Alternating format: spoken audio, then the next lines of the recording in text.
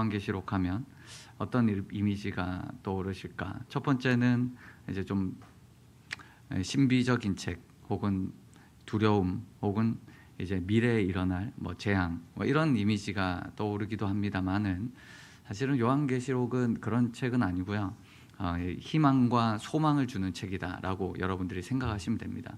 사실 가깝고도 먼 당신이라고 제가 적어봤는데, 요한계시록이 신약 성경에 있지만 우리가 참 보기가 어려운 책이기도 하고요.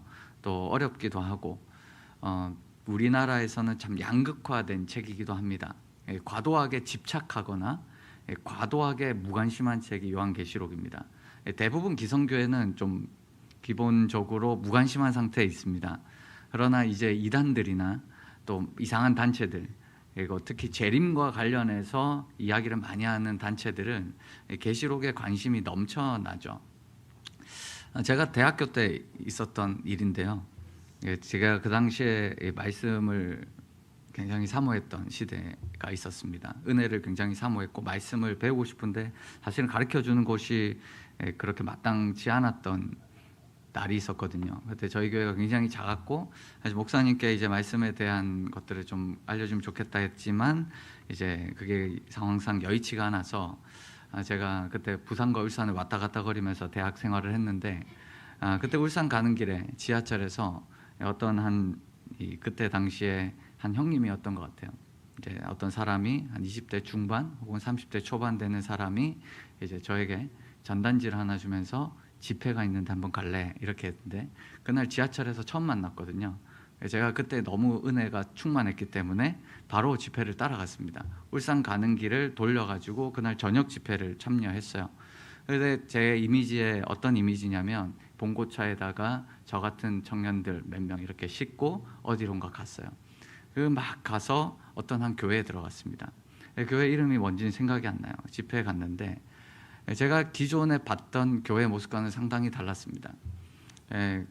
그 교회당이 우리 교회 한 2배 정도 됐었는데 거기에 사람이 꽉 차 있었어요. 앞에 누가 나오냐면 치어리더가 나와요. 치어리더가 나와서 막 이렇게 조명 사이키 켜고 막 춤추고 있어요. 그 다음에 막 찬양을 합니다. 그 다음에 누가 나오냐면, 여러분 상상하세요. 백발, 그 다음에 백발 수염에다가 흰 옷을 입은, 그리고 한복 입은, 흰 옷 한복 있잖아요. 하얀색 그 입은 노인이셨어요. 할아버지 한 분이 나와서 뭘 얘기했냐면 계시록 얘기를 했습니다.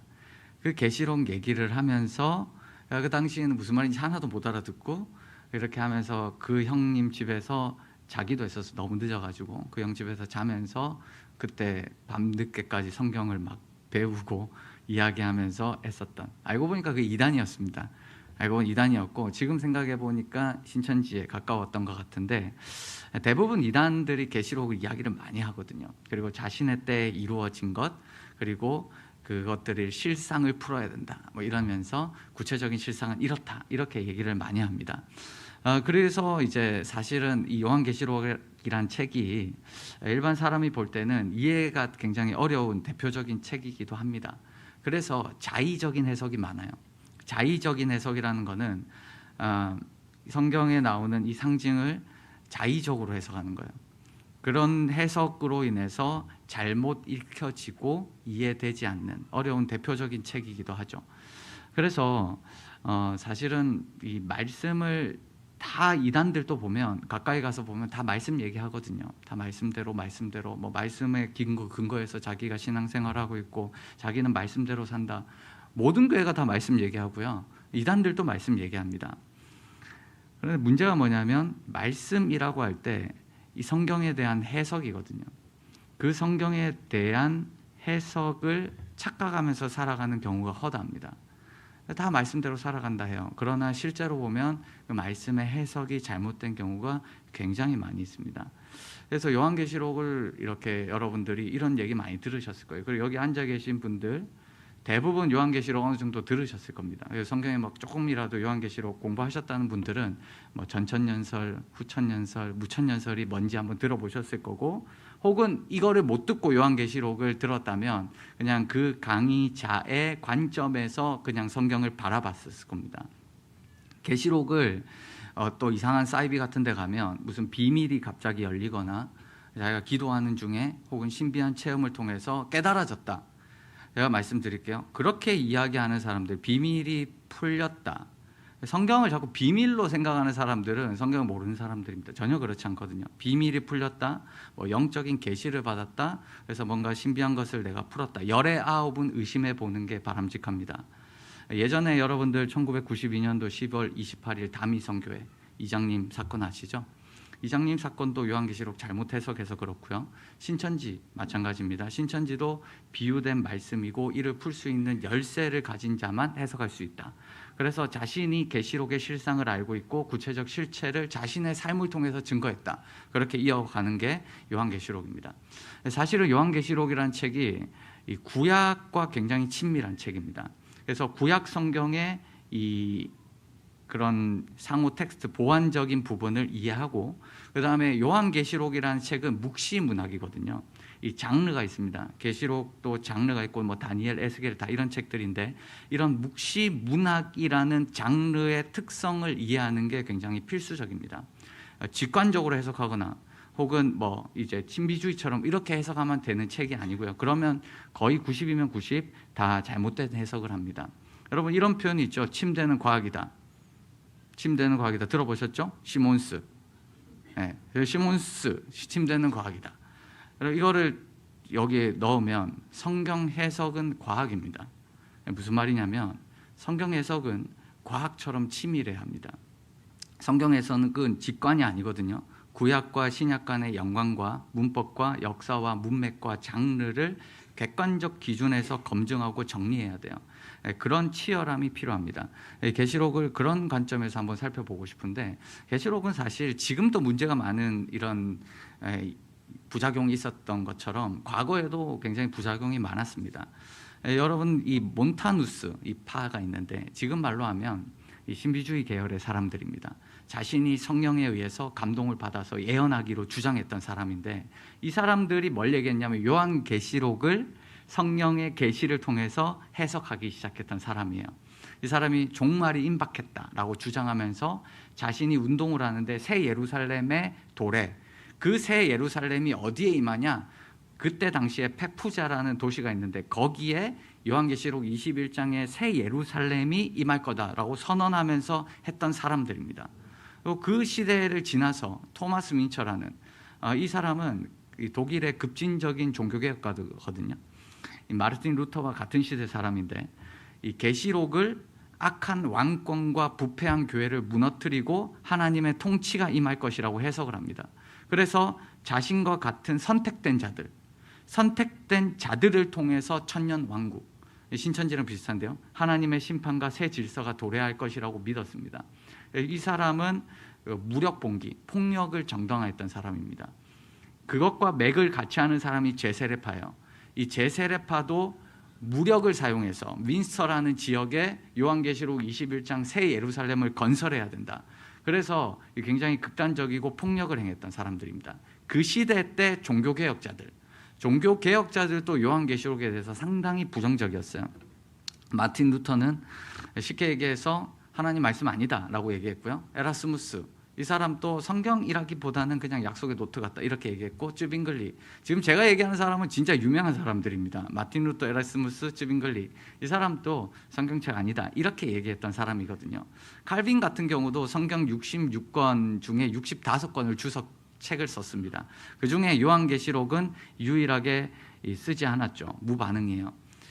칼빈이 이제 요한계시록 주석을 쓰지 않은 것은 당대의 분위기입니다. 당대 분위기가 아까 말씀드렸던 제세례파, 더 부처나 이런 사람들에 의해서 굉장히 부정적인 극단적 종말론자들이 요한계시록을 활용했던 시대거든요. 지금 시대로 말하면 이단인데 이단이 굉장히 활발했던 시대입니다. 종교개혁자들은 자신들의 시대에 요한계시록을 해석하지 않았어요. 해석을 하긴 했는데 조금 잘못된 쪽으로 해석을 하긴 했습니다만은, 이 루터나 칼빈이나 쯔빙글리가 요한계시록에 관심이 없었던 이유가 뭐냐면 자신들이 처해 있던 상황에 집중해야 되는 그 상황이 달랐기 때문입니다. 루터나 뭐 쯔빙글리나 칼빈 같은 사람은 칭의론, 의인은 믿음으로 구원받는다. 그다음에 세례, 성만찬, 교회론 이런 거에 굉장히 집중을 많이 했거든요. 그러다 보니까 이 계시록은 종말론과 상징 해석 중심의 이 성경책이기 때문에 그들의 관심사에서 조금 멀어져 있었습니다. 그리고 이 토마스 민처나 뭐 제세례파나 이런 사람들이 너무 활개를 치니까 신중하다라고 표현하면 좀 맞을 것 같은데요. 자신들이 요한계시록을 잘못 해석하면 이것이 악용될 가능성이 굉장히 높다라고 판단을 했던 것 같아요.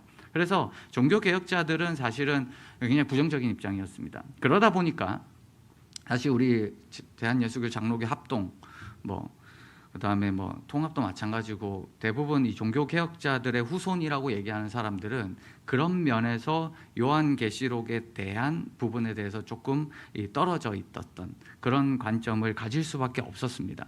그래서 이 문제가 뭐냐면 관심이 너무 양극화돼 있고 이 부분에 대해서 자의적인 해석이 너무 판을 치다 보니까 이제 이상한 쪽으로 많이 흐르게 되죠. 예를 들어서 아까 제가 계속 얘기했던 토마스 민처나 제세례파들이 요한계시록 21장에 새 예루살렘을 얘기하는, 근데 요한계시록을 읽어보시면 21장 2절과 9절에 새 예루살렘이 뭐라고 되어 있냐면 그리스도의 신부거든요. 새 예루살렘은 그리스도의 신부입니다. 문자적으로는 2,400km 이제 가로, 세로, 높이 이 완전 정사각형의 이제 이렇게 생긴 새 예루살렘이지만 그거는 뭘 상징하냐면 지성소를 상징합니다. 가장 중심에 있었던 정사각형의 지성소를 상징하거든요. 하나님의 임재가 있었던 그런 모습을 갖고 온 건데, 그거를 새 예루살렘을 문자적으로 해석하면 어떻게 되냐면 소위 내가 본 천국, 내가 꿈을 꿨는데 혹은 죽다 살아났는데 천국을 보고 왔다. 천국을 보고 왔는데 뭘 얘기하냐면 요한계시록 21장부터 22장을 얘기합니다. 요한계시록 21장과 22장을 얘기하면서 내가 본 천국은 이랬다. 그까지는 괜찮아요. 근데 문제가 뭐냐면 그 새 예루살렘에 들어갈 수 있는 사람이 이런 사람이더라.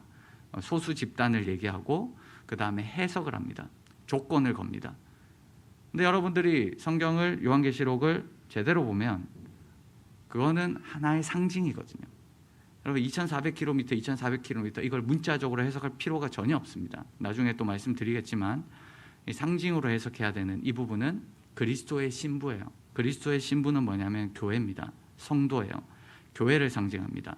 12지파의 이름이 쓰여져 있고 12문은 구약의 백성들입니다.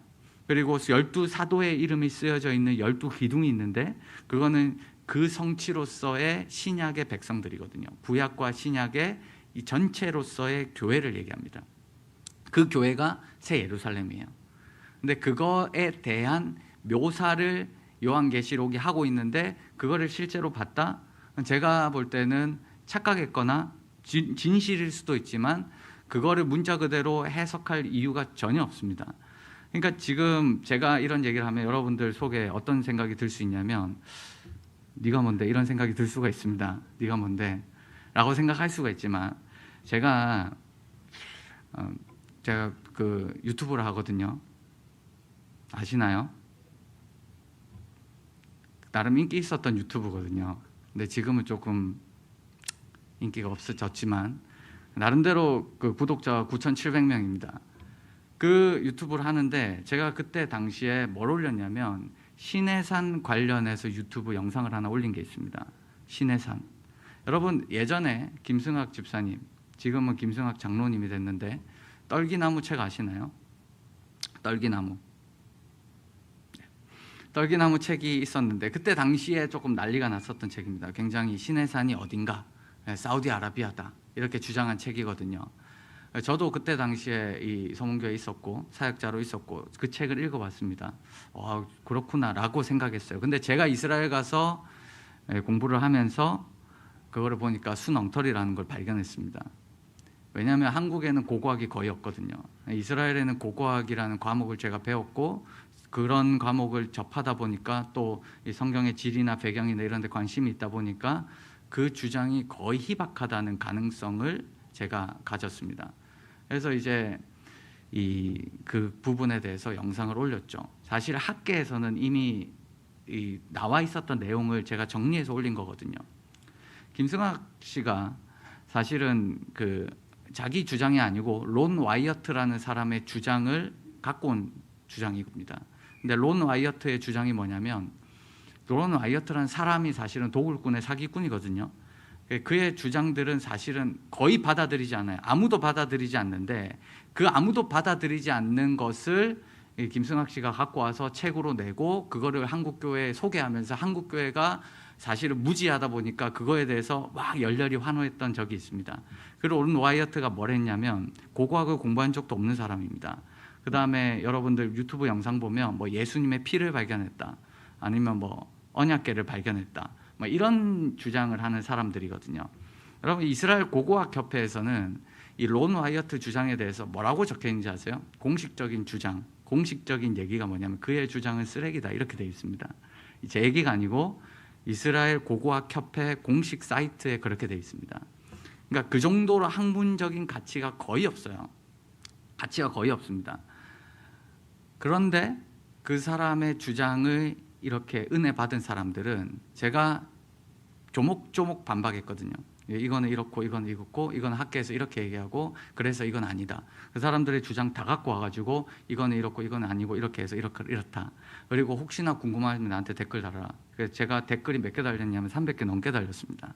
그 300개 넘게 달린 데다가 그때 제가 하나하나 다 반박을 해줬어요. 이건 아니다, 아니다, 아니다, 아니다. 제가 그때 그 댓글에 제가 무슨 소리 들었는지 아세요? 지옥 갈 놈, 그 다음에 성경을 안 믿는 놈.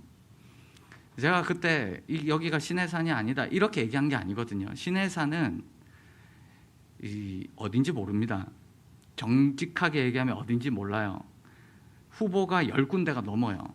후보가 10군데가 넘는 것 중에 지금 우리가 성지순례 가면 이집트에 그 다합이라는 곳에, 이 시내산이라는 곳이, 다합에서 좀 더 들어가면 시내산이라는 곳이 있는데, 그것도 그나마 가능성이 있지만 그게 확실치는 않습니다. 그러나 뭐 그게 중요하냐? 뭐 사실은 뭐 장소적인 부분보다 이런 여러 가지 후보들이 있고, 그런 후보들 중에서 우리가 의미 있게 이렇게 받아들이면 되는데, 이 김승학 씨는 뭐라 하냐면 이거 다 틀렸고 여기만 시내산이다 이렇게 주장을 해서 제가 그거 아니다, 시내산 지금 어디 있는지 모르고 너가 주장하는 거는 지금 틀렸다라는 걸 얘기했거든요. 제가 진짜 욕을 그때 많이 들었습니다. 있는 욕 없는 욕 제가 그때 다 들으면서 제가 느낀 게 있어요. 첫 번째, 한국교회 수준이 이 정도구나. 첫 번째 느낀 거예요. 한국교회 수준이 이 정도구나. 믿고 싶은 대로 믿는구나. 첫 번째. 두 번째, 전문가들의 말을 믿지 않는구나. 전문가들이 나와서 얘기하면 들어야 되는데 자신이 이미 들은 대로, 자신이 듣고 싶은 대로, 자신이 은혜 받은 대로만 생각해요. 그것과 어긋나 버리면 이거는 가짜라고 생각합니다. 그래서 사실은 교회가 가짜 뉴스, 음모론 이런 데 굉장히 취약합니다. 사실은 성경도 그래요. 제가 그거를 보면서 뭐라냐면, 제발 전문가의 말을 들어라. 전문가가 이렇게 얘기하면 그게 대부분 맞거든요. 그리고 거기에 대해서 전문가들은 이거 하나만 얘기하지 않습니다. 여러 가지 관점 중에서 자기는 이런 관점을 취하고 있다 이렇게 얘기하거든요. 그래서 제가 그때 그것을 한번 겪으면서 요한계시록을 제가 개관을 할 때 상당한 두려움을 많이 느꼈습니다. 무슨 두려움이냐면 네가 뭔데 이렇게 생각하실까 봐. 그래서 저는 요한계시록에 대해서 저도 지금도 공부하고 있고요. 그 다음에 구약을 공부한 사람으로서 구약과 철저하게 대조해서 보고 있고, 그 다음에 우리나라에서 요한계시록을 전공한 학자들이 많이 없습니다.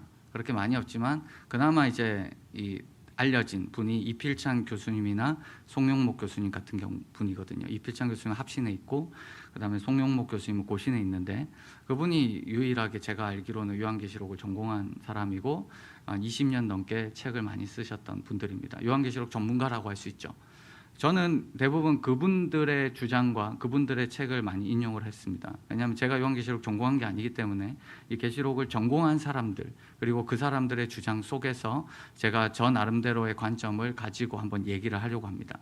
이렇게까지 온 게 된 것은 사실은 교회가 안 가르쳐서 그렇습니다. 이단들이 많이 있는 것은 교회가 안 가르쳐서 그래요. 그러니까 성도들은 관심이 많아요. 안 가르쳐요. 안 가르치다 보니까 두리뭉실하게 얘기하다 보니까 이거에 대해서 조금만 자세하게 얘기하면 그게 진리라고 생각해요. 조금만 뭔가 예를 들어서 7년 대환란, 그 다음에 짐승, 용 이런 거 나오잖아요. 그다음 천년왕국 이때 이렇게 된다. 유엔이다, 뭐 베리칩이다, 그 코로나 이런 거 백신 뭐 이런 걸로 갖다 붙이면 사람들이 자극적이거든요. 호기심이 가득하기 때문에 그런 거에 확 넘어가게 됩니다. 그게 아니다라는 것들을 제가 얘기하고 싶습니다. 요한계시록의 주요 해석 방법론은 4가지입니다. 여러분들이 요한계시록을 만약에 배우셨다면, 그 다음에 어디선가 이제 신앙생활 하시면서 계시록 설교를 들었다면 이 4가지 중에 다 들어갑니다. 그러니까 자신이 지금 어떤 해석 방법론을 취하고 있는지를 아셔야 돼요. 그리고 이 방법의 장점과 단점이 있습니다. 그 장점과 단점을 파악하지 않으면 자신이 믿고 싶은 대로 믿고 자신이 옳은 것만 파악하게 돼요. 자신과 다르게 생각하면 다 틀렸다라고 생각합니다. 제가 말씀을 드릴게요. 과거론, 미래론, 이상론, 역사론이 있습니다. 과거론 같은 경우는 어떤 뉘앙스를 치냐면 요한계시록의 대부분 내용이 사도 요한 당시 1세기 그때 당시에 이미 일어났던 일을 기록했다라고 보는 관점입니다. 그러니까 요한계시록에 있었던 이 많은 일들 19장까지 19장 4장부터 시작해서 19장까지의 일들을 과거의 사건으로 해석하는 겁니다.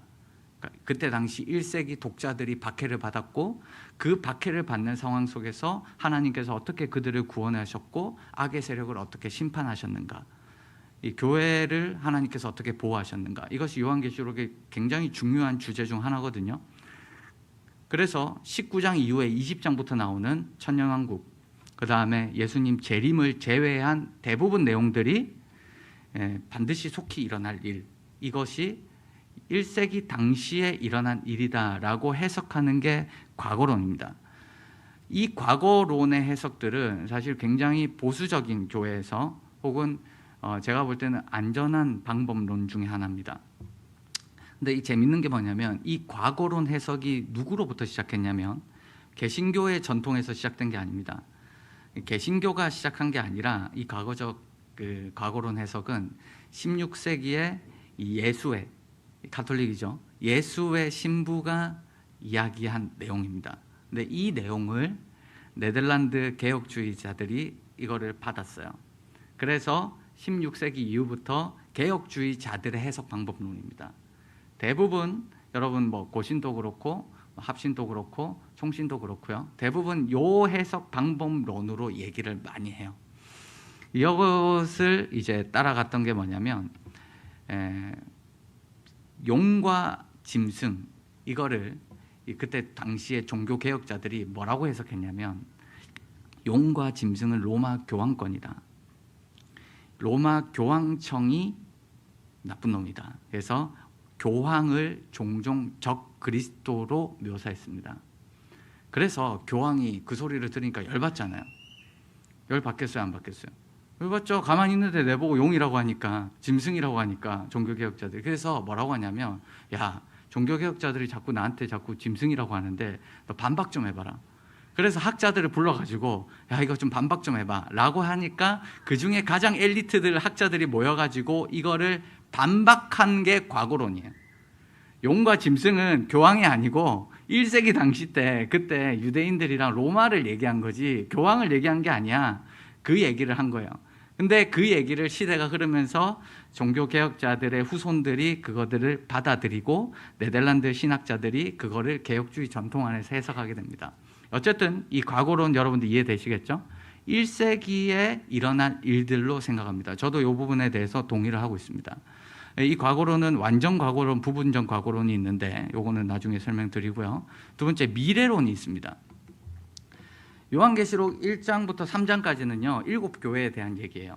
에베소, 서머나, 버감 이런 7교회에 대한 얘기이기 때문에 큰 논쟁이 없습니다. 근데 문제가 뭐냐, 4장부터 시작해서 요한이 환상을 보고 7인이 떼지고 7나팔, 7대접이 떨리고 막 여기에서 천사 왔다 갔다 거리니까 이 부분이 문제거든요. 4장부터 19장을 어떻게 해석할 것인가. 아까 앞에는 과거론이죠. 이거는 정반대입니다. 미래론입니다. 이것도 흥미로운 거는 천주교에서 발생한 학설입니다. 천주교에서 뭐냐면 똑같은 이유예요. 아까 종교개혁자들 칼빈이나 베자나 쯔빙글리 이 사람들이 야, 용이나 짐승은 교황이다 라고 얘기하니까 교황청에서 아니야, 그거 아니고 이 사건은 1세기 때로 해석하거나 아니면 먼 미래의 일이다. 먼 미래. 먼 미래라는 건 뭐냐면 예수님 재림 직전에 있었던 아주 먼 미래 일이다. 나를 얘기하는 게 아니다 라고 얘기한 게 미래론입니다. 이 미래론이 사실은 이제 문제가 많이 됩니다. 이 미래론, 이 부분에 대해서 또 말씀드리고요. 세 번째, 이상론. 이거는 이제 여러분 합신의 이필찬 교수님 같은 분은 이 이상론을 지지합니다. 이상론 같은 경우는 뭐냐면 과거와 미래 4장부터 19장까지의 얘기를 하나의 역사적 사건으로 이해하지 않습니다. 이거는 그냥 상징이에요. 어떤 상징이냐면 하나님이 교회를 보호하시고 악의 세력에 맞서는 이 영적인 원칙들을 찾아내는, 그래서 요한계시록은 여기만 해당되는 말씀이 아니라 모든 시대와 장소에 보편적으로 적용되는 해석이다라고 하는 겁니다. 이게 이제 웨스트민스터 같은 그쪽 학교 계열이나 지금 G.K. 빌이라든가 안 그러면 핸드릭슨 주석이라든가 굉장히 그래도 영향력 있고 건강한 해석 방법론 중에 하나입니다. 이상론 같은. 그래서 이거는 이 모든 초림과 재림, 이 초림과 재림 시대에 일어나는 모든 사건을 여기에 넣은 거다. 이거는 한 가지 사건에 딱 초점을 맞출 수 있는 게 아니라 초림과 재림 사이에 일어나는 모든 일들이 이걸로 우리가 해석할 수 있다. 그 해석의 요점이 뭐냐면 하나님께서 교회를 보호하신다라는 내용이거든요. 악의 세력에 교회를 삼키려고 하지만 하나님은 교회를 보호하신다. 그거를 상징적으로 영적으로 반복해서 순환적인 구조로 적었다라는 게 이상론적인 방법입니다. 마지막으로 역사적 반복론이 있는데 이게 뭐냐면 가장 문제가 많은 해석 방법론인데요. 4장부터 19장까지의 모든 내용을 역사와 연결하는 겁니다. 1세기 교회 당시에 이런 핍박이 있었죠. 그것과 연결해요. 5세기 때는 이것과 연결합니다. 10세기, 12세기 종교개혁, 심지어 현대에 이르기까지 이 모든 것들을 지금 현대에 일어나는 사건들과 연결을 해요. 예를 들어서 요한계시록 13장에 등장하는 바다에서 올라오는 짐승, 땅에서 올라오는 짐승은 누구냐? 교황이다. 그게 종교개혁자들 시대의 이야기고요. 그 다음에 16세기 당시에 때 종교개혁자들이 또 일어날 때도 천주교 세력을 이 악한 세력으로 봤습니다. 그 다음에 21세기에 들어오면 여러분 뭐 예를 들어서 남아프리카 공화국, 남아공에서 흑인들이 우리를 차별하고 우리를 힘들게 하는 이 백인들이 문제다. 백인 정권을 짐승이다 라고 해석도 했고요. 그 다음에 21세기에 들어서는 일부 여성들이 자신을 괴롭히는 그런 가부장적인 권위 세력을 짐승의 세력으로 이해했습니다. 이 해석 기준은 뭐냐면 굉장히 자의적입니다. 위치와 관점에 따라서 계속 달라져요. 그래서 지금은 예를 들어서 중동 전쟁, 뭐 이란과 이스라엘의 전쟁 그거다. 그다음에 뭐 예를 베리칩이다. 뭐 666, 뭐 이거다. 뭐 이런 모든 이런 사건들. 그러니까 이 사건들을 역사적 사건이랑 연결시키는 이 부분들을 역사론적인 방법이라고 합니다. 대부분 이단들 그리고 대부분의 어떻게 보면 이상한 단체들은 역사론적인 방법론을 취합니다. 이거는 지금 학계에서 가장 거의 지지를 못 받고 있는 해석이고요. 이런 해석들은 굉장히 부작용이 많습니다. 나중에 또 부작용을 또 설명드릴게요. 여러분 이 네 가지의 방법론 중에 가장 지지를 받지 못하는 해석이 두 개가 있는데 그 두 개가 뭐냐면 미래론과 역사론입니다. 이 미래론과 역사론은 천년왕국과 연결돼요. 여러분 이게 별개의 내용이 아닙니다. 미래론으로 해석하고 역사론으로 해석하면 어디로 가냐면 거의 100이면 100 전천년설로 갑니다. 전천년설. 여러분 전천년설이란 말 처음 들어보셨나요? 전천년설은 뭐냐면 천년왕국 전에 예수님이 재림한다라는 얘기입니다. 요한계시록 20장을 어떻게 해석하냐에 따라 다르거든요. 그다음 후천년설은 뭐냐면 천년왕국 이후에 예수님이 재림한다. 그 다음에 한 개가 뭐 있냐면 무천년설 혹은 현천년설이라고 하는데 천년왕국은 현재의 상황이다 라고 해석하는 겁니다.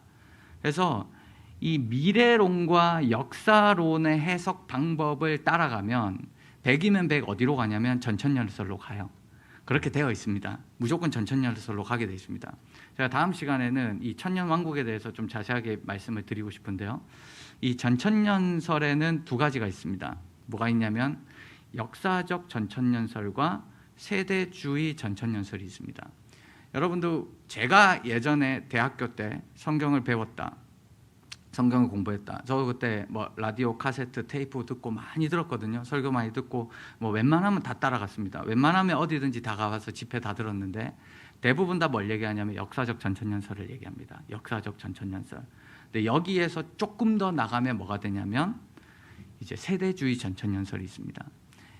예전에 그 큰 교회 온누리 교회가 사실 세대주의 전천년설로 갔거든요. 근데 지금 좀 많이 바뀌고 있는데 이 둘 역사적 전천년설과 세대주의 전천년설의 공통점이 뭐냐?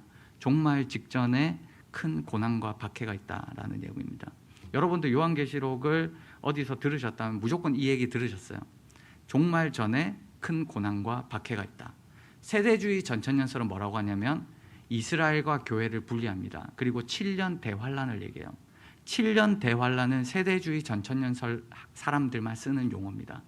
역사적 전천년설은 7년 대환란이라는 말을 쓰지 않아요. 쓰더라도 다르게 해석합니다. 이것도 나중에 우리가 요한계시록을 보면서 한 개 한 개 다 정리해 드리겠습니다. 제가 미래론과 역사론이 지금 학계에서 가장 지지를 받지 못하는 학설인데 미래론과 역사론을 지지하는 순간 어디로 가게 되냐? 무조건 요한계시록 20장에 가면 전천년설로 간다. 근데 전천년설에는 역사적과 세대주의 전천년설이 있다. 이건 다음 시간에 좀 더 자세하게 얘기해 보겠습니다. 이 미래론의 해석으로 가면 뭐가 문제가 되냐면 1세기 성도들에게 전혀 연관이 없는 해석이 되고요. 특별히 문자적인 해석을 합니다. 문자적인 해석. 그러다 보니까 엉뚱한 해석을 많이 해요. 그리고 역사 사건과 억지로 연결을 합니다. 미래론과 역사론은 공통점이 뭐냐면 뭐랑 연결시켜야 돼요. 미래에 일어날 일인데 그게 뭐냐? 사람들은 궁금한 게 그거거든요. 그게 뭐예요? 그래서 이게 뭘 의미하는 거예요? 지금 이 현실과 이거를 맞닿기를 원해요. 사람들은 이 맞닿기를 원하니까 이 사람들이 이제 뭐 이스라엘, 이란부터 시작해서 다양한 중동 전쟁을 여기에 다 집어넣는 겁니다. 그래서 뭐 국제 정세라든가 기후 변화라든가 뭐 백신이라든가 뭐 이런 내용들을 다 요한계시록과 연결합니다. 음모론 그리고 그런 부분에 대해서 굉장히 취약해집니다. 그 다음에 뭘 얘기하냐면 종말론적으로 시계를 계산합니다. 정치인, UN, EU, 바코드 이런 특정 사물과 인물을 적그리스도로 만들어요. 왜 적그리스도로 만든지 아세요? 예수님 재림 이전에는 박해가 있어야 되거든요. 이 사람들의 공통점입니다. 재림 이전에는 박해가 있어요. 그 박해의 중심부에 누가 있냐? 적그리스도가 있다는 거예요. 그 적그리스도가 누구냐? 이게 관심사예요. 사람들은. 적그리스도가 교황일 때도 있었고 로마의 황제일 때도 있었고 유엔이라고 얘기하는 사람도 있고 막 기후에 전부 다 제가 볼 때는 아닙니다. 이거를 적그리스도를 특정 사건이나 사물이나 인물을 적그리스도로 연결시키는 순간 무조건 오류에 빠져요. 이게 역사적으로 많이 일어난 오류입니다. 우리가 그렇게 해석하는 게 아니라 수많은 사람들이 이미 그렇게 해석해 왔습니다. 해석해 오다 보니까 문제가 발생해요. 그런 부작용들이 있어요. 부작용들. 그런 점들. 그 다음에 이 요한계시록에 대한 부작용, 다미성교회. 이 역사적 세대주의 전천년설이거든요. 삶이 붕괴되죠. 사회 혼란을 초래하죠. 여러분들 잘 아는 길선주 목사님. 누군지 아시죠? 한국 장로교 최초의 목사 7인 중에 한 명입니다. 평양신학교 1회 졸업생입니다. 평양 대부흥운동의 주역이었습니다. 이 길선주 목사님이 이필장 교수님이 문서를 확인한 결과 이분도 사실은 이 전천년설의 시한부 종말론적인 관점을 좀 가지고 있었어요. 그래서 예수님 재림이 언제냐? 1936년이다. 이렇게 주장을 한번 했거든요. 굉장히 약하게 됐지만 이런 부분에 대해서 우리가 어떻게 이해해야 되냐면 저는 시대적인 한계라고 생각하고 싶습니다. 시대적인 한계가 뭐냐면 예를 들어서 마르틴 루터라는 사람도 굉장히 유명한 인물이고 중요한 사람입니다. 종교개혁의 핵심 인물입니다. 그러나 마르틴 루터의 잘못된 해석이 있었어요. 예를 들어서 유대인들에 대해서 반유대적인, 유대인들은 죽어야 되고 예수님 죽인 사람들이고 벌받아 마땅하다. 이런 관점들이 루터가 가지고 있던 관점이거든요. 부정적인 관점들. 그거는 뭐냐면 시대적인 한계예요. 역사가 진행되어 오면서 기독교와 유대교가 분리되고 기독교가 유대교에 대해서 굉장히 안 좋게 생각하는 그 영향 속에서 이 루터가 신학을 그렇게 펼쳐나간 겁니다. 물론 지금 와서 보면 잘못된 신학입니다. 그러나 그게 시대적인 한계라는 겁니다. 길선주 목사님도 마찬가지예요. 1905년도에 을사조약이 있었죠. 10년도에 강제 합방이 있었죠. 그런 합병 때문에 우리나라가 굉장히 힘든 시기 속에서 어떻게 하면 하나님의 주권, 하나님의 개입, 역사 속의 회복에 대한 소망을 이야기할까라는 갈망이 있었거든요. 그런 갈망으로 인해서 길선주 목사님은 요한계시록이나 다니엘서나 예언서를 하나님께서 개입하시는 날로 해석을 합니다. 그 개입이 언제냐? 지금이라는 거예요. 그래서 1936년도로 갔습니다. 두 경우 모두 잘못된 해석이지만 이거는 시대적인 한계로 이해해야 돼. 지금 우리가 그 신학을 반복하지 않도록 조심해야 되고요. 그다음 미국에서도 이 데이비드 코레시 사건이 있었습니다. 1993년인데요. 이것도 세대주의 계열 전천년설입니다. 재림론. 이 사람들은 끝까지 FBI와 싸우다가 무력 충돌이 일어났고 사람 집단 사망했습니다. 이 사건이 요한계시록을 해석했던. 그다음에 세대주의적 중동 해석. 유튜브 보면 이런 해석 진짜 많습니다. 전부 다 이상한 해석이에요. 세대주의적 중동 해석. 이스라엘의 현대 국가를 하나님께서 마지막 전쟁, 아마겟돈 이런 것과 엮어가지고 어떻게 연결할 것인가. 그렇게 되는 순간 정쟁이 정당화됩니다. 성경을 가지고 폭력을 정당화시키시면 안 되거든요. 그 잘못된 해석이에요. 이런 부분이 대부분 다 이 전천년설을 바탕으로 둔 해석입니다. 그래서 이런 해석들 같은 경우는 어떤 사건을 본문과 연결하게 되는 일관된 기준이 없어요. 객관성이 부족합니다. 아까 말씀드렸죠. 성경 해석은 과학입니다. 철저하게 과학적으로 해석해야 되거든요. 그런데 이게 계속 기준이 없고 시대마다 바뀌어요. 해석의 신뢰성이 저하돼요. 그 다음에 이 부분의 해석은 서구 중심적인 해석입니다. 서구 중심적인 해석이 뭐냐면 교황, 카톨릭을 싫어하는 이유가 뭐냐면 이 서구 중심의 해석이 우리 안에 들어와서 그렇거든요. 그래서 이 사람들은 대부분 카톨릭과 개신교의 대결 구도로 성경을 해석했기 때문에 이런 영향이 우리 가운데까지 온 거예요. 그래서 기독교인들 중에 지나치게 카톨릭 어떤 뭐 교황이라든가 카톨릭에 대해서 몸서리치는 사람들이 있습니다. 너무 싫어하는 사람도 있어요. 그런 사람들의 이 안에 들어가 보면 이런 해석들, 그런 것들에 대해서 어릴 때부터 영향을 많이 받았던 사람들입니다. 그 다음에 음모론, 교황이 적그리스도라든가 천주교가 짐승이라든가 이런 것들에 대한 위험들이 굉장히 많이 있습니다. 그래서 이런 미래론과 역사론은요 거의 지지받지 못합니다. 학계에서 거의 마이너예요. 이거를 주장하는 학자들이 거의 없다라고 보시면 됩니다. 없다. 이거를 주장하는 사람들은 그냥 어디서 혼자 막 이렇게 보다가 막 어디서 주워 들어갔고 그렇게 얘기하는 사람들이에요. 절대 여러분들 이렇게 생각하고 요한계시록 해석하는 데는 제가 볼 때는 들을 필요가 별로 없습니다. 제가 과격하게 얘기하는 것 같지만 사실입니다. 그래서 미래론, 역사론자들은 본문 충실도가 굉장히 낮습니다. 해석이 문자적인 해석이라서 굉장히 낮아요. 부작용이 굉장히 많아요. 이건 역사적으로 부작용이 굉장히 많습니다. 시한부 종말론이라든가 정치 음모론이라든가 무슨 사건만 발생하면 요한계시록에 말세다 이런 얘기들. 그 다음에 학계 수용도 굉장히 낮습니다. 거의 받아들여지지 않습니다. 그래서 이런 부분에 대해서는 제가 다음 시간에 세대주의 전천년설과 역사적 전천년설, 무천년설, 그 다음에 후천년설, 제가 요한계시록 20장을 가지고 조금 더 자세하게 설명을 드리겠습니다. 그래서 어떤 해석 방법론을 취해야 되냐? 1번과 3번입니다.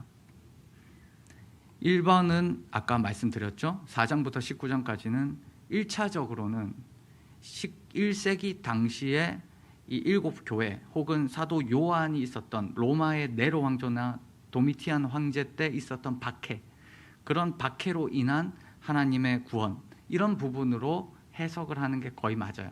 사실은 맞고요.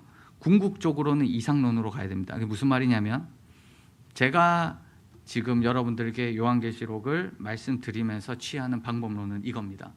1차적으로는 1세기 역사의 성취입니다. 이거를 무시하면 안 돼요. 그때 당시의 청중들은 다 요한계시록을 이해했다라고 보시면 됩니다.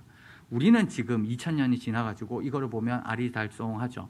이게 무슨 말인가 싶은데 1세기 당시에 요한이 이거를 7교회에게 편지를 하거든요. 7교회의 수신자들, 그 청중들은 이 내용을 대부분 다 알았다라고 봅니다.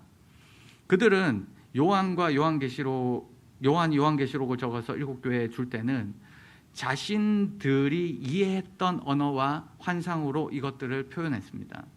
그렇기 때문에 1세기에 이 성경이 굉장히 연관이 있다. 그래서 역사 성취다. 그리고 두 번째는 뭐냐면, 그러면 우리 시대에는 이게 무슨 소용이냐? 1세기 때 다 일어났던데. 그 내용이 아니고요. 우리 시대 때도 초림과 재림 사이에 일어날 반복적인 상징이다. 초림과 재림 사이에. 요한계시록은 여러분, 우리가 재림에 대한 이야기가 많다라고 생각하는데 재림에 대한 이야기는 몇 장 없습니다. 거의 없어요. 사실은 2장 정도 끝입니다. 요한계시록의 거의 내용은 80% 90% 내용은 무슨 내용이냐면 초림 얘기입니다. 사실은 예수님 초림 얘기예요. 예수님이 십자가에서 죽으시고 왕권을 이어받은 얘기입니다. 그 내용이 반복적으로 계속 이야기하고 있어요. 예수 그리스도께서 이 땅의 주관자다라는 내용을 얘기하는 겁니다. 그리고 재림이라는 내용은 아주 짧게 얘기해요. 세대주의 전천년설은 휴거를 얘기합니다. 휴거. 여러분 휴거 들어보셨죠? 휴거. 이건 세대주의 전천년설만 얘기하는 주장입니다. 또 나중에 말씀드릴게요. 어쨌든 그래서 이렇게 생각하시면 됩니다. 상징은 역사와 연결됩니다. 4장부터 19장까지는 역사라고 연결됐지만 제가 역사는 1세기예요. 1세기의 역사와 연결됩니다. 그러나 어떤 한 특정 역사에 고정되지는 않습니다. 이게 요한계시록의 해석의 가장 중요한 점입니다. 요한계시록 해석을 들을 때 이거를 지금 일어나는 어떤 사건과 연결시키잖아요. 여러분 안 들으시는 게 낫습니다. 그래서 이 상징은 역사에 고정되지는 않지만 모든 시대와 교회 안에서 반복적으로 실현되고 궁극적으로는 예수 그리스도의 재림으로 완성된다라고 여러분들이 생각하시면 됩니다. 그래서 요한계시록 어떻게 읽어야 되는가? 원칙이 있습니다. 첫 번째는 뭐냐면 묵시문학의 특징입니다. 묵시문학의 특징. 묵시문학은 사실을 문자적으로 묘사하지 않습니다. 그게 이 장르의 특징이에요. 어떻게 묘사하냐? 상징적인 이미지를 사용하고요. 수, 색깔 이런 것들을 드러냄으로 말미암는 이 장르입니다. 그래서 요한계시록은 이런 상징이 굉장히 많고 숫자나 색깔에 굉장히 관심이 많습니다. 네, 그런 내용들. 그 다음에 두 번째는 뭐냐면 구약과의 상호 텍스트입니다. 요한계시록은 정말 이 신약책이지만 구약과 너무 가까운 책입니다. 암시하는 구절이 500회 이상이에요. 거기다가 단순히 구약의 어떤 한 단어를 가지고 와서 이렇게 인용하는 그 수준이 아니고 요한이라는 사람은 구약에 굉장히 정통했던 사람입니다. 구약의 문맥과 그것들의 주해, 해석을 가지고 와서 요한계시록에서 재해석해버립니다. 이게 무슨 말이냐면 구약에 있던 내용을 문자 그대로 가져오지 않아요. 문자 그대로 있는 내용들을 가지고 오는 것도 있지만 그 전체의 핵심 내용을 가지고 와서 계시록에서 이걸 녹여버립니다. 그래서 자신의 언어로 표현을 합니다. 재창조를 해요. 그래서 그 문맥 속에서 구약의 문맥을 이해해야만 계시록이 이해가 돼요. 1세기 당시의 성도들은 구약에 굉장히 정통했다라고 보면 됩니다. 요한계시록을 전부 다 서로 이해했다? 그거는 계시록 자체의 구약과의 연결성이 굉장히 많다라는 것을 우리가 또 시간이 되면 계속 볼 겁니다. 그래서 그리스도 중심적인 해석을 할 수밖에 없습니다. 요한계시록은 무서운 책이 아니거든요. 묵시적, 미래, 재앙 이런 얘기들이 많이 있지만 그 중심에 누가 있냐면 예수 그리스도가 있습니다. 예수님의 죽음, 부활, 심판, 재림, 영생, 통치 이 모든 것이 상징으로 표현됩니다. 그래서 이 모든 것들이 단순히 미래의 예언이 아니라 1세기 내에 적용되는 사건으로 이야기를 할 수가 있습니다. 그래서 이 구약과의 상호 텍스트성에 보면 제가 짧게 이렇게 할 수가 있습니다. 이사야서에 있던 내용들, 새하늘과 새 땅. 나중에도 또 제가 새하늘과 새 땅에 대해서도 말씀을 드리겠습니다. 포도 밟기 이런 거 요한계시록 다 있거든요. 에스겔, 다니엘, 출애굽기, 스가랴 이런 내용들이 전부 다 요한계시록에 들어가 있습니다. 특별히 다니엘서가 많이 들어가 있고요. 에스겔서도 많이 들어가 있습니다. 내생물 얘기, 생명수 얘기, 성전 환상, 그 다음에 짐승들, 그 다음에 시간, 한 때, 두 때, 반 때, 42달, 1260일 이런 것들, 인자 이런 것들도 전부 다 다니엘서에 가지고 온 겁니다. 출애굽기 이것도 10가지 재앙, 여러분들 인, 나팔, 대접 재앙, 제가 이것도 한번 이 시간을 내가지고 전부 다 정리해 드리겠습니다. 인, 나팔, 대접이 출애굽기와 어떻게 연관되는지, 그래서 이걸 우리가 어떻게 해석해야 되는지 그런 것들도 한번 살펴보도록 하겠습니다. 그 다음 스가랴서, 두 감람나무, 7눈, 7등대 이런 것들도 다 구약과의 상호 텍스트성입니다. 그러니까 이 내용을 이해해야만 요한계시록이 이해가 돼요. 그냥 짐승들 한 때, 두 때, 반 때 이 내용이 아니고 한 때, 두 때, 반 때가 다니엘서에 어떻게 쓰였는지, 이것이 다니엘서의 어떤 내용인지를 이해해야만 요한계시록이 풀리게 됩니다. 그리고 세 번째는 1세기 역사적 적용입니다. 첫 번째, 제가 아까 말씀드린 것처럼 1세기의 소아시아 교회 7교회에게 편지한 내용이기 때문에 속히 일어날 일들은 그 상황과 거의 연결됩니다. 로마 시대 유대인들과 연결돼요. 그리고 상징적인 해석은 고난, 보호, 심판, 승리입니다. 고난 당하지만 하나님이 보호하시고 하나님이 결국에 심판하실 거고 너희 승리할 거다라는 이 패턴이 사실은 초림부터 재림까지 반복되는 하나의 해석의 키입니다. 이거를 이해하시고요. 그래서 신학적 적용은 고난 가운데 있지만 하나님의 주권을 믿으며 승리할 수 있다라는 게 요한계시록의 핵심 내용입니다. 그래서 이런 내용들을 이제 보도록 하겠는데, 오늘 우리가 읽은 요한계시록 1장 1절에 이 해석의 원칙이 여기에 드러납니다. 요한계시록 1장 1절에 보시면 요한에게 보내어 알게 하신 것이라 라고 돼 있죠. 이 에세마넨이라는 헬라어 동사인데요, 이 동사가 사실은 세마이라는 동사에서 파생됐는데, 쉽게 말씀드려서 이게 무슨 뜻이냐면 표적과 관련됐습니다. 요한복음에 나오는 표적. 표적은 사인이거든요. 사인. 이게 무슨 말이냐면 요한이 본 환상은 문자가 아니라는 거예요. 문자적인 의미가 아니라 상징적으로 해석되어져야 된다라는 게 요한계시록 1장 1절에서 근거를 찾을 수 있는 하나의 부분입니다. 숫자나 색깔 등을 문자적으로 해석하면 안 되고요. 이 접근 방식은 사실 1장 1절부터 지지받기가 어려워요. 그래서 환상에 담긴 색깔이나 숫자를 문자적으로 해석하면 안 된다라는 중요한 지침이 요한계시록 1장 1절에 있습니다. 사인이에요. 하나의 사인, 표적입니다. 그래서 그거를 알게 하는 겁니다. 그리고 여기에 반드시 속히 일어날 일, 이 데이엔 타케이라는 이 헬라어를 보시면 이 단어는 요한계시록 1장과 요한계시록 마지막 22장의 이 수미 상관으로 되어 있습니다. 반드시 속히 일어날 일, 여기도 반드시 속히 일어날 일. 그러니까 요한계시록이 뭔 얘기를 하고 싶냐면 이 반드시 속히 일어날 일을 얘기하고 싶다는 거예요. 근데 이거를 우리가 한글 성경을 보면 이게 먼 미래의 일로 해석해 버립니다.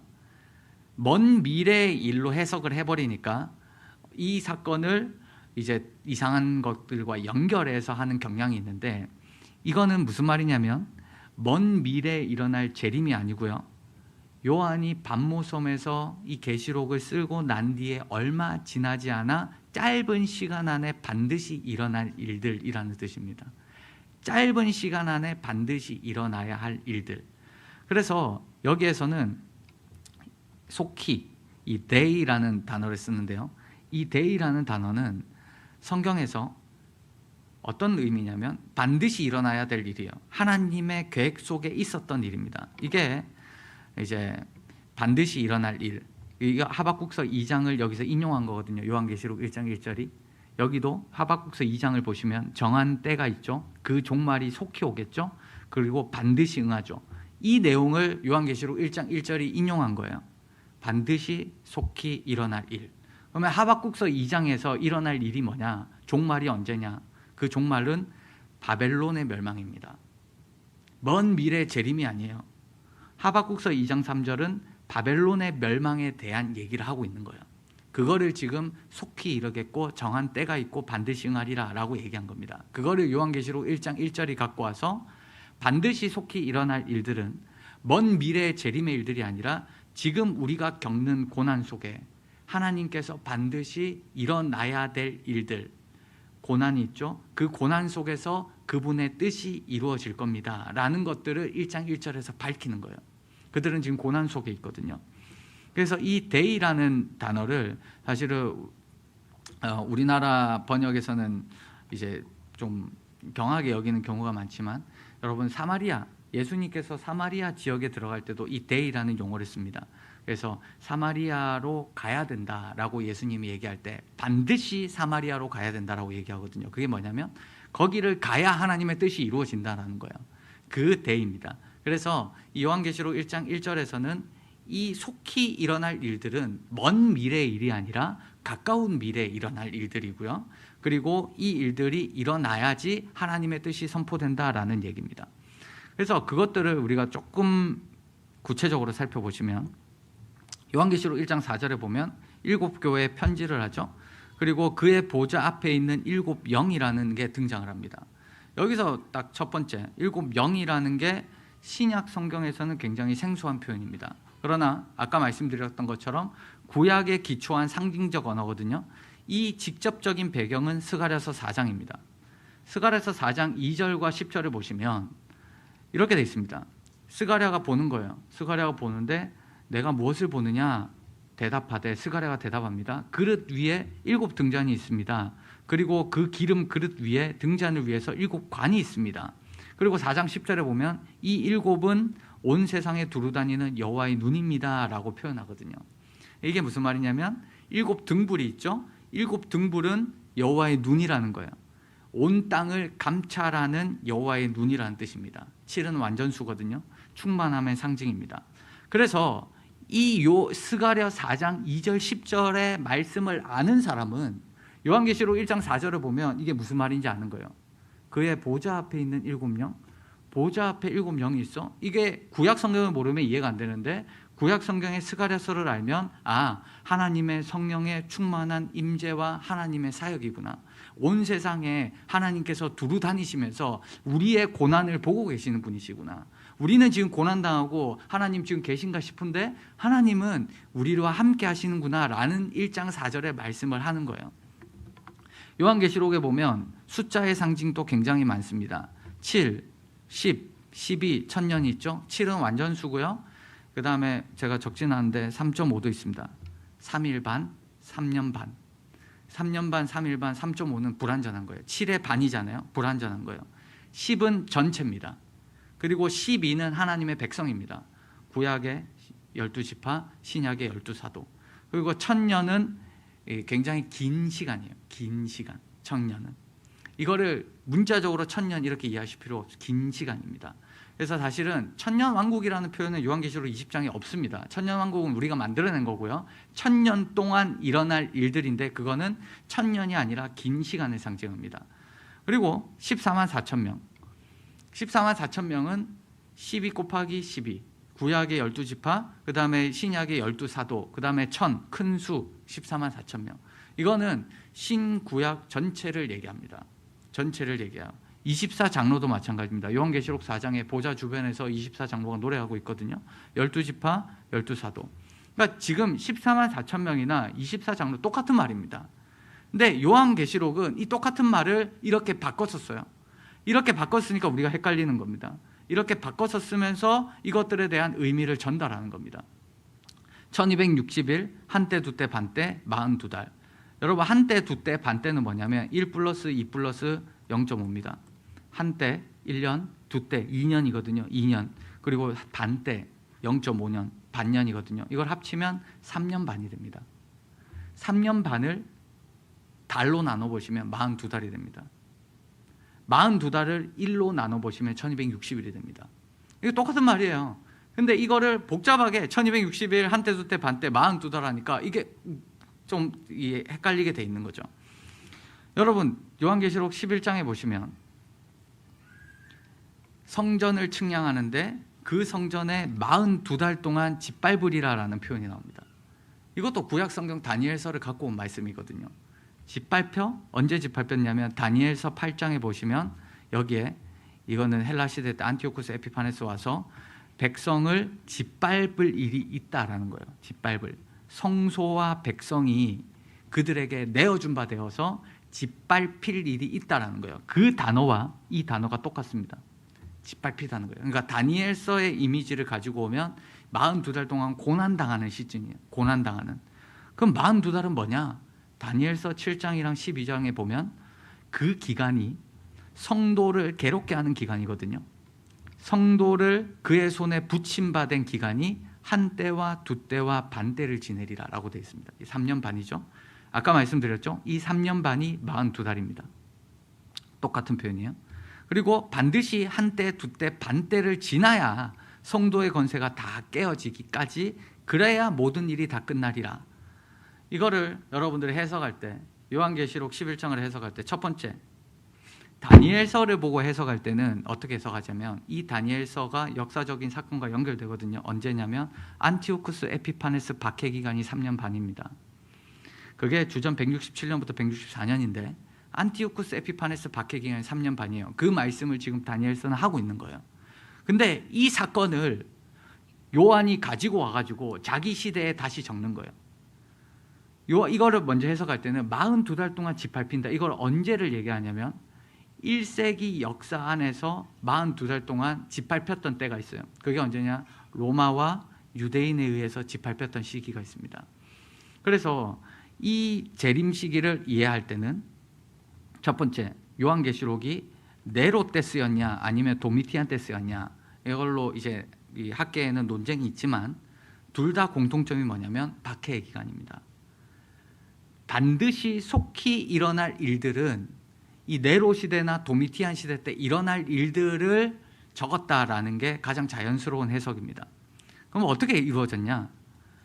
네로 시대 때로 하면 여러분들이 아시다시피 네로는 불태웠다가 기독교인들을 굉장히 박해했던 그런 황제죠.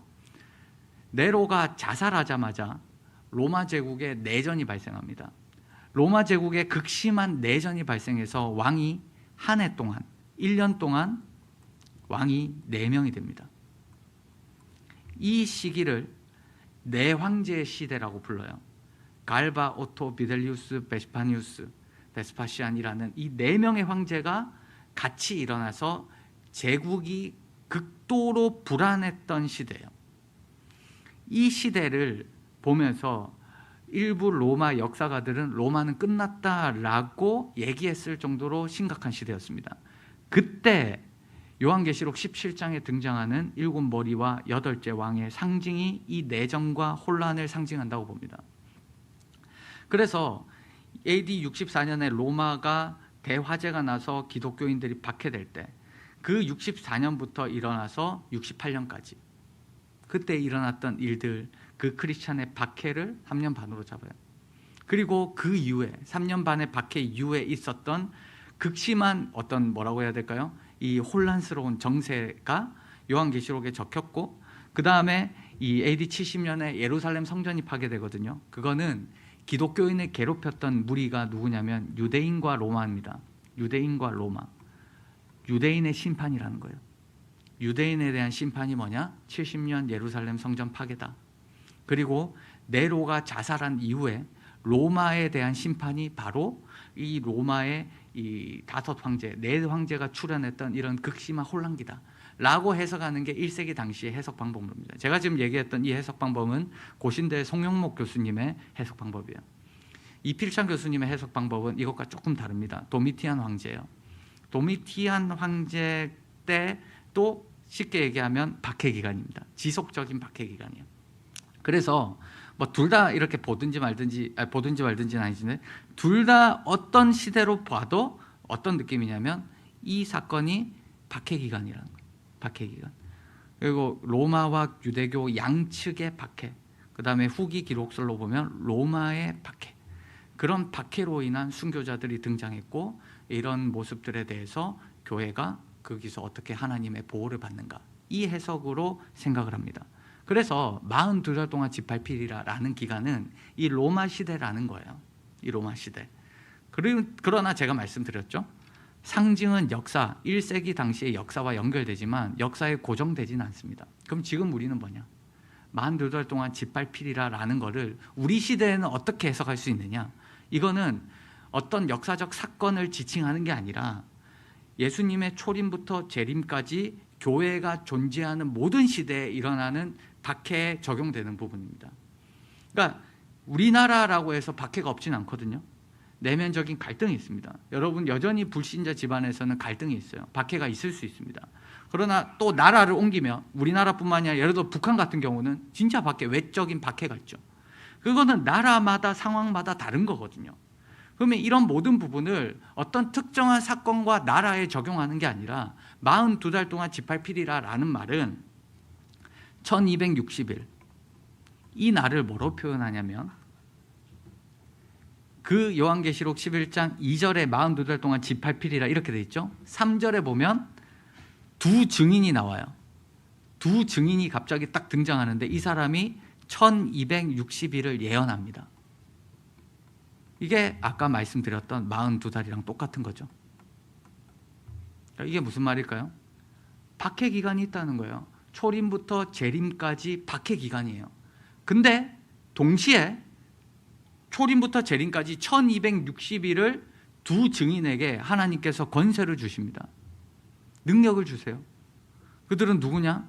감람나무와 두 촛대라는 거예요. 이 감람나무와 두 촛대는 스가랴서 이미지입니다. 이건 뭐냐면 감람나무와 두 촛대는 왕같은 제사장이에요. 스가랴와 스룹바벨을 상징합니다. 여러분, 요한계시록 1장에 보면 교회를 향해서 7 촛대라고 하잖아요. 근데 여기는 두 촛대라고 되어 있죠. 이것도 요한이 바꾼 거예요. 왜 바꿨냐? 요한계시록 1장에 등장하는 7 촛대는 이 교회 전체를 상징하는 겁니다. 7이라는 숫자는 완전수거든요. 딱 교회 7개만 있었다 이 얘기가 아니고 7교회 교회를 대표적으로 뽑았지만 그 안에 수많은 교회들이 있다라는 거예요. 그 모든 교회를 하나님이 지켜보고 계신다. 그래서 7 촛대다. 7 촛대는 7 교회다. 이 얘기를 하는 거고요. 7이라는 숫자를 써서 모든 시대의 교회를 상징하는 겁니다. 요한계시록 11장에 왜 두 촛대냐? 2명은 증인의 효과예요. 하나님의 증인의 역할입니다. 교회의 예언적 사명의 역할이에요. 모세, 엘리야도 2명이었어요. 하나님의 증거자 역할이기 때문에 교회의 사명의 역할을 얘기하기 때문에 여기서는 두 촛대라고 얘기하는 겁니다. 이게 다른 게 아니에요. 그래서 똑같은 내용이지만 요한이 표현 방식을 다르게 표현하는 겁니다. 두 촛대, 아까 말씀드렸죠? 42달 동안 짓밟히는데 42달 동안 이 사람들은 예언하는 일을 합니다. 이건 뭐냐면 42달 동안 짓밟히는 동안에도 예수 그리스도께서 교회를 보호하신다는 거예요. 그리고 교회에게 사명을 주셨다는 거예요. 하나님의 뜻을 선포해야 되는 사명을 줬다는 거예요. 그게 지금 이 시대로 말하면 초림부터 재림까지입니다. 42달, 한때, 두때, 반때, 그 다음에 1260일은 초림부터 재림까지 모든 시간 동안 교회가 박해받을 수 있다는 거예요. 내적인 갈등이 있을 수 있다는 거예요. 외적인 박해가 있을 수 있지만 그럼에도 불구하고 교회가 초림부터 재림까지 감당해야 될 사명이 뭐냐? 하나님의 말씀을 예언한다는 거예요. 예언한다는 건 하나님의 뜻을 선포하는 거거든요. 하나님의 마음을 선포한다는 거예요. 그게 교회와 성도의 역할이라는 거예요. 그래서 그 두 증인에게 권세를 줬다는 거예요. 이 비유를 통해서 얘기하고 싶은 게 뭘까요? 요한계시록이 쓰여지는 1세기 당시에는 그 너희가 핍박받고 있지, 박해받고 있지, 그러나 그렇게 사는 게 맞다는 거예요. 옳다는 거예요. 그래서 그 삶을 살아가라, 내가 보호해 줄게, 이 얘기고, 지금 우리 시대에 와서는 우리 속에 상황마다, 사람마다, 상황마다, 나라마다 다 다릅니다. 그러나 그 속에 갈등이 없을 수는 없어요. 예수를 믿고 우리가 살아가는 자기 부인의, 그리고 십자가를 지고 가는, 사람마다 십자가가 달라요. 그 자기의 부르심 속에서, 갈등 속에서 살아가야 된다는 거예요. 1260일을 예언해야 된다는 거예요. 3년 반만 예언하고 안 하는 게 아니고 그 날까지, 재림까지의 사명을 상징하는 겁니다. 그 상징을 통해서 계속적으로 얘기하는 거예요. 그래서 요한계시록은 종말에 대한 책이 아니라 모든 시대의 성도와 교회를 향한 하나님의 말씀으로 이해를 하셔야 됩니다. 상징은 과거의 단순한 사건에 머물지 않습니다. 오늘 이 시대를 살아가는 성도와 교회에게 지금의 부르심이에요. 그래서 계시록뿐만이 아니라 성경을 우리가 올바르게 이해하고 배우는데, 묵상하는데, 해석하는데 굉장히 이게 중요한 일이라는 게 저와 여러분들 가운데 동시적인 어떤 사명입니다. 그리고 제가 예전에 이런 말씀을 한 번 드린 적이 있어요. 수술용 칼이 있습니다. 수술용 칼이 몇백만 원이라고 친다면 그거는 수술용 칼을 내가 샀다고 해서 그 칼로 수술을 할 수 있는 건 아닙니다. 수술용 칼을 의사가 집어서 아픈 부분을 치료하려면 그 상처를 도려내고 잘라내야 되는 거예요. 수술용 칼을 어린아이가 들고 난도질하면 큰일 나죠. 똑같아요. 성령이 하나님의 말씀을 들어서 사용할 때 역사가 일어납니다. 사단도 하나님의 말씀을 가지고 장난치고, 이단도 하나님의 말씀을 가지고 장난치고, 그 다음에 사람의 욕심, 욕망이 가득한 사람도 이 말씀을 자의적으로 해석하고 나의 욕심을 이루기 위해서, 다 하나님의 뜻이라고 얘기하지만 다 보면 자기의 욕심을 위해서 사용하는 경우가 허다합니다. 누가 자기가 하나님이라고 얘기합니까? 그런 사람 거의 없거든요. 다 뭐라고 얘기하냐? 하나님께서 나에게 말씀하실 때 이렇습니다. 누가 반박하겠어요? 거기에 누가 반박하겠어요? 그렇게 하면서 이단이 되는 거거든요. 그렇게 하면서 교회가 부패하는 거거든요. 정말 조심해야 되는 영역이거든요. 다 장난을 쳐요. 우리 자신도 욕심 때문에 우리의 인생과 탐욕을 합리화해버립니다. 두 번째는 무지 때문에 합리화해요. 몰라요. 내가 무슨 짓을 하고 있는지 잘 몰라요. 스스로 이게 맞다고 생각해요. 여러분, 이단에 빠져있는 사람들 자신이 틀렸다 생각 안 합니다. 이게 하나님 말씀이라고 생각합니다. 그리고 그 길을 걸어가요. 자기의 길을 걸어가는데 방해되는 사람들 누군지 알아요? 사단이에요. 나쁜 놈이에요. 그리고 박해받으면 순교해요. 십자가예요. 전혀 그렇지 않습니다. 하나님의 말씀을 올바로 해석한다는 것은, 그리고 그 말씀을 가지고 우리의 인생과 탐욕을 합리화하는 게 아니라면 그 말씀이 우리의 삶을 고치도록 그렇게 성령께 드러내줘야 되는데, 문제가 뭐냐? 성령께서 우리 안에 칼을 들려고 딱 보니까 우리 안에 고칠 칼이 없어요. 말씀을 몰라요. 해석을 못해요. 성령께서 우리를 만져주시고 싶은데, 다스리기를 원하는데 칼이 없어요. 그 칼을 가지고 있다고 생각하는데 다 자기 신념이에요. 다 자기가 생각하는 대로예요. 말씀이 이렇습니다. 전혀 받아들이지 않아요. 때로는 자르는 칼을 원하시고 때로는 쪼개는 칼을 원하십니다. 우리가 성경 말씀을 늘 배우고 가까이 해야 하는 이유가 그거고요. 교회가 해야 되는 일이 이겁니다. 하나님 말씀이 우리 안에 없는데 우리 안에 은혜가 넘친다? 제가 볼 때 연구 대상이에요. 하나님 말씀이 없는데 어떻게 은혜가 넘치지? 그것은 자기 착각에 그럴 수 있습니다. 무시하지 않습니다. 그럴 수 있어요. 그러나 궁극적으로 균형 잡힌 그리스도인의 삶을 살아가기에는 상당히 부족합니다. 우리의 신앙의 가장 중요한 방향성이거든요. 하나님 말씀이 어디로 가고 있는가? 하나님 말씀이 우리의 삶을 어디로 인도하고 있는가? 하나님 말씀은 저긴데 나는 여전히 이 앞에서 여전히 내가 하고 싶은 것만 하고 있어요.